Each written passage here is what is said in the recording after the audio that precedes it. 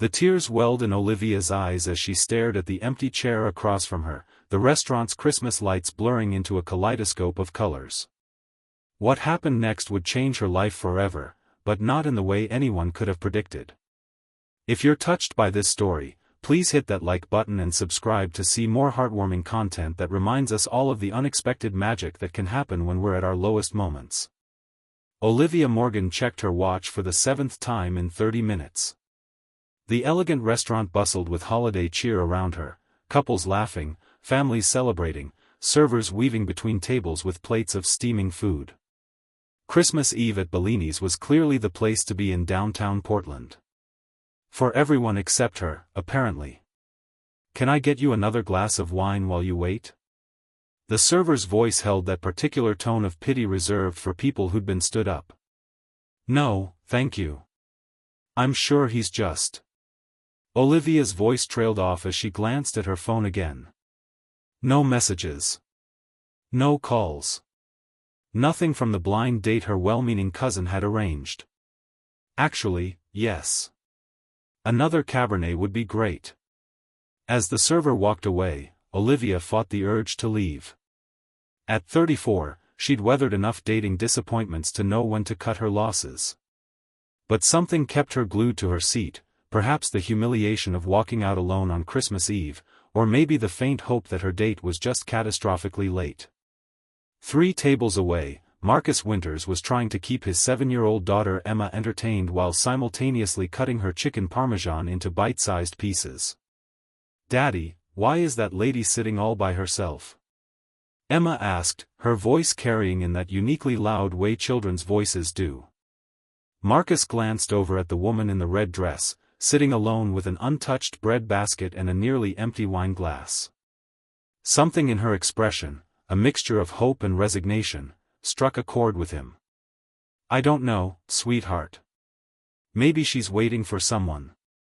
Emma tilted her head, her dark curls bouncing. "She looks sad. Like how you looked after Mommy went to heaven." Marcus felt his chest tighten. 3 years since Sarah's death, and his daughter still had an uncanny ability to connect dots that adults pretended not to see. He watched as the server brought the woman another glass of wine, saw her forced smile of thanks, and recognized the familiar mask of someone trying to hold it together in public. "You know what, Em? You're right. She does look sad." Emma nodded solemnly. "It's Christmas Eve, Daddy. Nobody should be sad on Christmas Eve." Marcus hesitated, weighing the impropriety of approaching a stranger against the lesson he wanted to teach his daughter about compassion. Before he could decide, Emma had already slid off her chair. "Emma, wait." But his daughter was already marching toward the woman's table, her holiday dress swishing around her knees. Marcus had no choice but to follow. Olivia was scrolling through her phone, pretending to be engrossed in something important, when a small voice interrupted her thoughts. "Excuse me, lady? Are you waiting for Santa Claus too?" Startled, Olivia looked up to find a little girl with bright eyes and a gap-toothed smile standing beside her table. Behind her, a tall man with kind eyes and an embarrassed expression approached. "I'm so sorry," the man said. "Emma, we don't interrupt people when they're..." "It's okay," Olivia said quickly, grateful for any distraction from her humiliation. She smiled at the little girl. "I'm not waiting for Santa. He's probably too busy tonight to come to restaurants." Emma nodded seriously. "That's what I told Daddy, but he said we had to eat dinner somewhere because he burned our lasagna." The man's face reddened. I may have gotten distracted by a work call." Despite herself, Olivia laughed. "Well, that happens to the best of us." "I'm Emma," the girl announced. "I'm 7 3/4. And this is my dad. His name is Marcus." "I'm Olivia," she replied, charmed by the child's directness. Marcus stepped forward, gently placing a hand on his daughter's shoulder. "Again, I apologize for the interruption. We should get back to our table and let you..." "Are you waiting for someone?" Emma interrupted. Because you look like you've been waiting a really long time. Olivia felt her smile falter. I was supposed to meet someone, but I don't think they're coming. Emma's eyes widened. They stood you up? On Christmas Eve? She turned to her father, indignant. Daddy, that's not nice. Marcus looked mortified. Emma, that's enough. We're bothering the nice lady. He turned to Olivia. I'm so sorry. Olivia waved away his apology, finding herself oddly touched by the child's outrage on her behalf. It's fine, really. Emma wasn't finished. Daddy, remember what you always tell me about Christmas being about not leaving people alone? You said that's why we visit Grandma even though her house smells funny. Marcus closed his eyes briefly, as if praying for patience. Emma. But the little girl had already made up her mind. She turned to Olivia with the confidence of someone proposing a brilliant solution. You should come sit with us. Our table is bigger and Daddy ordered too many appetizers anyway. Olivia blinked in surprise. Oh, that's very sweet, but I couldn't impose on your family dinner. It's just us, Emma said matter-of-factly. Mommy's in heaven, so sometimes it's too quiet when it's just me and Daddy. The simple statement hit Olivia like a physical blow. She looked up at Marcus, who was watching his daughter with a mixture of pain and pride. Emma has a way of cutting to the chase, he said softly. Then, to Olivia's surprise, he added, but she's right. No one should be alone on Christmas Eve. We'd be happy to have you join us, if you'd like. No pressure, of course. Olivia hesitated. The rational part of her brain listed all the reasons to decline. They were strangers, it would be awkward, she should just go home and salvage what remained of her dignity. But something in Emma's hopeful expression and Marcus's kind eyes made her reconsider. Are you sure I wouldn't be intruding? Emma beamed. You can help me convince Daddy to let me open one present tonight instead of waiting until tomorrow. Marcus laughed, a warm sound that seemed to brighten the space around them. Now I see your ulterior motive. For the first time that evening, Olivia felt a genuine smile spread across her face. Well, in that case, how can I refuse? As Marcus signaled their server to help move Olivia's things to their table, she felt a strange sense of relief wash over her. Maybe this Christmas Eve wouldn't be a complete disaster after all. What Olivia couldn't possibly know was that Marcus's simple act of kindness, inviting a stranger to join their table, would set in motion a chain of events that would challenge everything she thought she knew about love, family, and second chances. The transition to Marcus and Emma's table was surprisingly smooth. The server, who had been watching Olivia's solo vigil with increasing concern, seemed relieved by this development and quickly arranged her place setting at their table by the window. So, Marcus said once they were settled, to address the elephant in the room, I promise we don't make a habit of adopting stranded diners. Olivia laughed. And I don't make a habit of being stood up on major holidays. Their loss, Emma declared, dipping a mozzarella stick into marinara sauce with serious concentration. Emma, Marcus warned gently. What? That's what you said when Joey Parsons didn't invite me to his birthday party. You said it was his loss. Marcus looked at Olivia apologetically. She remembers everything. It's refreshing, actually, Olivia said. Most adults would be dancing around the awkwardness. Daddy says I have no filter, Emma announced proudly, clearly repeating a phrase she'd heard before without fully understanding it. A quality that's both endearing and terrifying, Marcus added with a wry smile. As they ate, conversation flowed more easily than Olivia would have expected. She learned that Marcus was an architect who specialized in sustainable design, that Emma was obsessed with marine biology and wanted to be a dolphin scientist when she grew up, and that they had moved to Portland from Seattle 2 years ago for Marcus's work. What about you? Marcus asked as they finished their main courses. What brings you out on Christmas Eve for a blind date? Olivia sighed. My cousin Jen is convinced that my biological clock isn't just ticking, it's practically a time bomb. She's been trying to set me up with nice guys for months. And was this one supposed to be nice? Emma asked, her face serious. According to Jen, he's perfect husband material. Works in finance, owns his own home, loves dogs. Olivia shrugged. Apparently not punctual, though. Marcus studied her for a moment.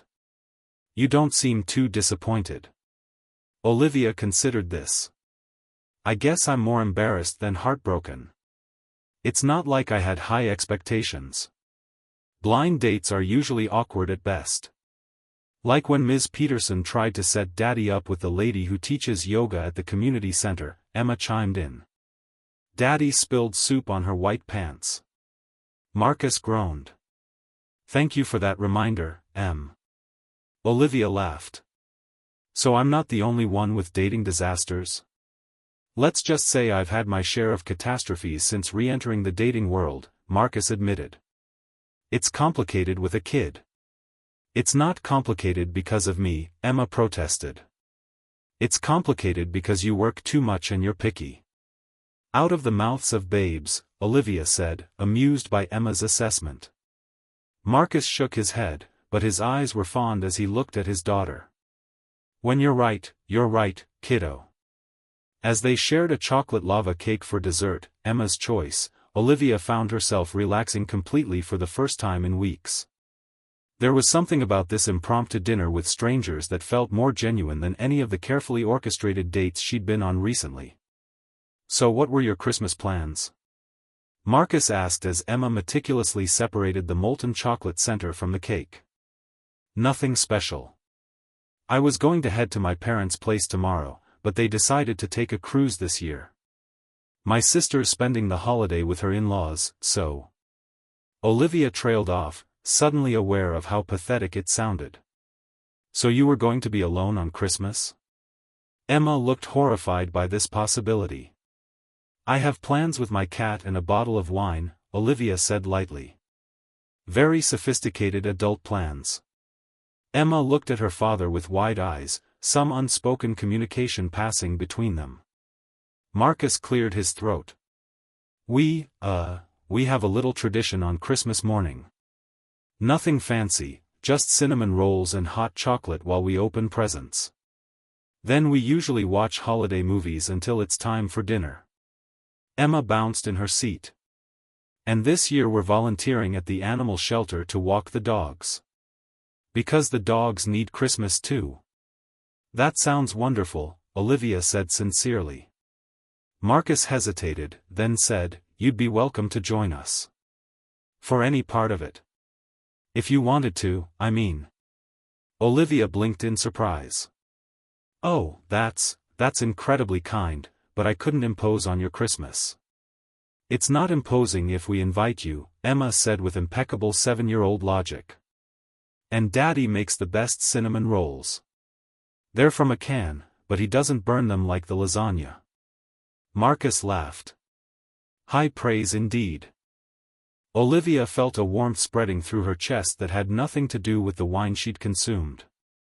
These two virtual strangers were offering her something she hadn't realized she'd been missing, connection, on a night when loneliness felt particularly acute. I'll think about it, she said finally, not wanting to commit but touched by the invitation. As they finished their meal and Marcus insisted on paying, consider it our gift for letting Emma practice her social skills on you, Olivia found herself reluctant for the evening to end.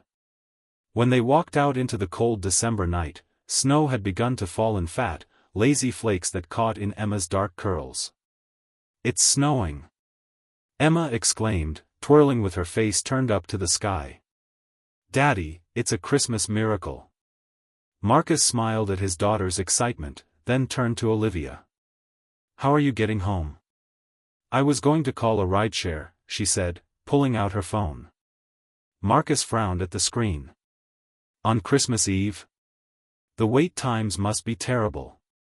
Olivia saw he was right, the estimated wait was 45 minutes. I guess everyone's trying to get home for the holiday. We could drive you, Emma suggested, still trying to catch snowflakes on her tongue. Marcus nodded. We're parked just around the corner. It's no trouble. Olivia hesitated. She'd already accepted dinner with strangers, was getting into their car pushing her luck? But as she looked at Emma's innocent excitement and Marcus's kind eyes, she realized she trusted them in a way that defied rational explanation. If you're sure it's not out of your way. Where do you live? Marcus asked. Selwood. That's on our way home, he said. We're in Eastmoreland. The decision made, they walked to Marcus's SUV, Emma chattering excitedly about the snow and Christmas and whether Olivia had a real tree or a fake one. Real, but very small, Olivia admitted. As they drove through the snowy streets of Portland, Christmas lights twinkling through the falling snow, Olivia felt a strange sense of peace. The evening had started as a disaster and transformed into something unexpected and lovely. When they pulled up to her apartment building, Emma insisted on walking her to the door, like a proper gentleman, which made both adults laugh. Thank you, Olivia said sincerely as they stood in the shelter of her building's entrance. For rescuing me from a very sad Christmas Eve. Thank you for joining us, Marcus replied. It was nice. There was a moment of awkward silence, broken by Emma tugging on her father's coat. Daddy, give her your phone so she can put her number in it. That's what Uncle Jake told you to do when you meet a pretty lady. Marcus looked mortified. Emma, that's not, I mean. Olivia laughed, the tension broken. Your Uncle Jake sounds like a wise man. After a moment's hesitation, Marcus pulled out his phone and handed it to her. In case you want to join us tomorrow. No pressure at all. Olivia entered her number, then returned the phone. Merry Christmas, Marcus and Emma. Merry Christmas, Olivia, they replied in unison. As she watched them walk back to their car, Emma waving enthusiastically until they drove away, Olivia felt something she hadn't expected to feel that night, hope. Not the desperate hope of someone waiting for a blind date to show up, but something quieter and more substantial. Inside her apartment, her cat Fitzgerald greeted her with his usual indifference. Olivia kicked off her heels and sat on her couch, replaying the evening in her mind. Her phone buzzed with a text message. Unknown number, just making sure you have my number too. The invitation stands for tomorrow. Cinnamon rolls at 8, dog walking at 11. Marcus. Olivia smiled and saved the contact. As she got ready for bed, she found herself considering his invitation more seriously than she'd expected to. The thought of spending Christmas morning with Marcus and Emma, watching Emma open presents, eating cinnamon rolls, walking shelter dogs, was surprisingly appealing. Her phone buzzed again. Marcus, Emma wants me to tell you that Fitzgerald is welcome too, but I should warn you that she will definitely try to convince you that he needs a friend from the shelter. Olivia laughed out loud, startling Fitzgerald from his perch on the windowsill. Olivia, tell Emma that Fitzgerald is very set in his ways, but I appreciate the thought. And thank you again for tonight. Marcus, the pleasure was ours. Good night, Olivia. As she drifted off to sleep, Olivia realized that for the first time in years, she was actually looking forward to Christmas morning. All because a little girl and her father had done the unthinkable, invited a stranger to join their table on Christmas Eve. What she didn't know was that this was just the beginning of a journey that would challenge everything she thought she knew about family, love, and second chances. Olivia woke to